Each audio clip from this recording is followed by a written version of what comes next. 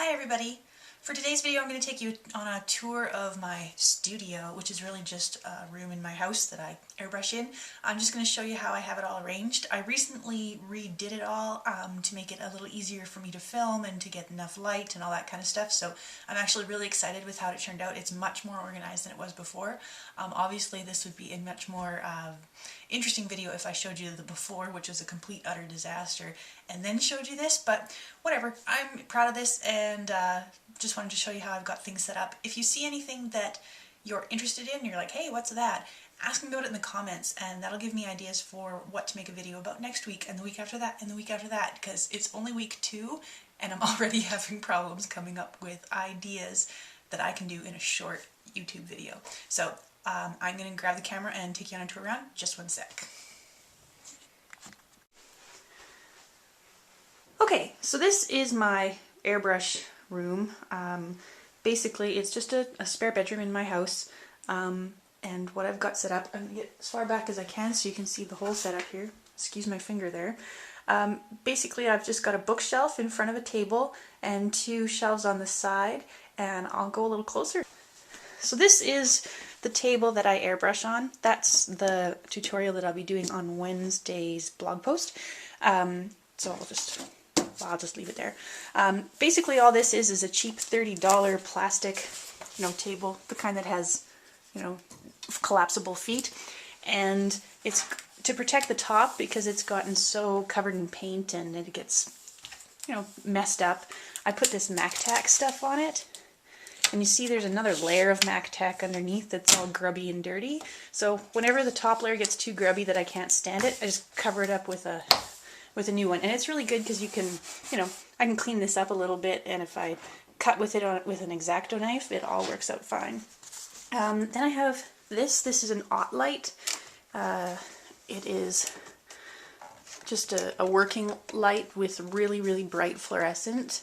That works good for lighting up my artwork. That's from last week's tutorial. Over here I have my airbrush cleaning equipment. So I've got some cleaning solution here. This is just a container full of water, paper towel. This is you just spray your airbrush into here when you're painting to clean it out.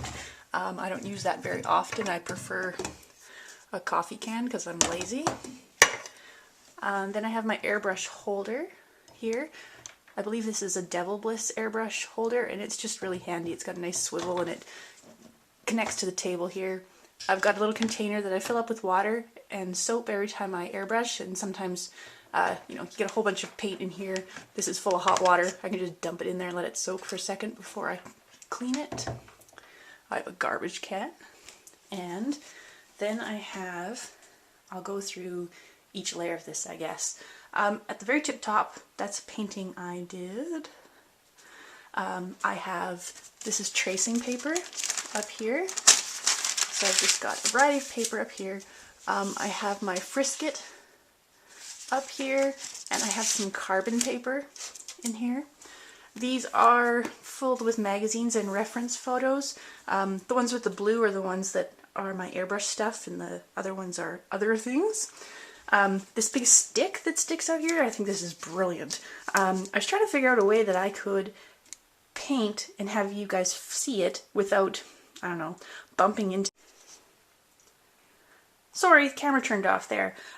This stick I rigged up, and basically what it is, sorry, bright light, is just a piece of wood that I painted black, and I Jimmy rigged some erasers and stuff on here for various purposes, but what I can do with my flip camera is just mount it underneath like this, and it films whatever I'm working on, and then I flip it right side up in my video editor. So that's really handy, and it's stuck in there good, so it's always in the same place every time, so that's awesome. Here I have little pieces of paper with holes cut in them. What I use that for is so that I can check a color in a really confined space against white. So if I have a reference photo, let me just grab one. If I have a reference photo and I'm trying to isolate a color, I'll use this to say, oh, okay, that's that color orange. It's just handy. Magnifying glass, some little scissors, a ruler, scrap paper. That's just what I spray on as I'm painting. some index cards, which are just for using as masks, handheld masks. I have a big thing of white and a big thing of black. This is my side mount, this is my bottom mount airbrush, and this is my side mount airbrush that are sitting waiting for use. And then I'll get to the paint down here. So I have a whole collection of white. For some reason I can never finish a bottle. I always open up a fresh one, so these are all about this full. I should consolidate those all one day. Some toothbrushes to make like splatters if I want that. Some paint brushes to clean with or to paint, you know, hairlines with. And then I have all my paint and they're a little unorganized. These are the only two opaques I have in my whole set except for the white. And the rest of these are all transparent paints. And because I like rainbows, I have them set up in rainbow. Plus it helps to speed up trying to find the right color. For a long time I had them all in like a container. I love this setup. It just makes it so much nicer. Down here I have little mixing cups. These are just, you put paint in them and stir them up, and I've got lids so that if I don't finish a painting I can put a lid on top. Then I have bigger ones which I'll probably never use. Toothpicks to stir with. In here I've got super lube. I don't know why I have so much, that's a lifetime supply. Then I have my X-Acto knife, which I keep stuck in between those two so the cats can't get it if they ever get in here. A box of erasers. This is an electric eraser. End spin, so that's kind of fun. Extra X-Acto blades, I got those for Christmas. This is a huge pack of, how many's in here? 100 replacement blades. This box of replacement blades probably cost what this one did at Michael's, so get them in bulk if you can. Variety of tapes in all different sizes. Down there I have markers. This is all pencil crayons. This is where I put my used razor blades.